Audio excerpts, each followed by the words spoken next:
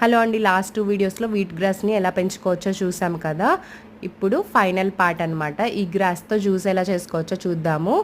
నేను last time video పెట్టిన దానికంటే కూడా 2-3 డేస్ తర్వాత వీట్ గ్రాస్ జ్యూస్ చేసుకున్నాను. అప్పటికి ఇంకా హైట్ పెరిగింది. ఎప్పుడైనా కానీ మనం వీట్ గ్రాస్ కట్ చేసుకునేటప్పుడు రూట్స్తో కట్ చేసుకోవద్దు. ఇలా హాఫ్కి కట్ చేసుకున్నాం అనుకోండి, మళ్ళీ అది రీగ్రో అయ్యిద్ది. కట్ చేసుకున్నాక దీన్ని మంచిగా వాష్ చేసుకోవాలి. వాష్ చేసుకున్నాక మిక్సీ జార్లో వేసుకోవాలి. వీట్ గ్రాస్ కొంచెం చేదుగానే ఉంటుంది చెప్పాలి అంటే, అందుకని ఫ్లేవర్ కోసం నేను ఉసిరికాయ నిమ్మరసము వేసుకుంటున్నాను. కొంచెం పుల్లగా తగిలిద్ది కదా అని. ఇవన్నిటిని మంచిగా మిక్సీ పట్టుకోవాలి. మిక్సీ పట్టుకొని స్ట్రెయిన్ చేసుకోవాలి.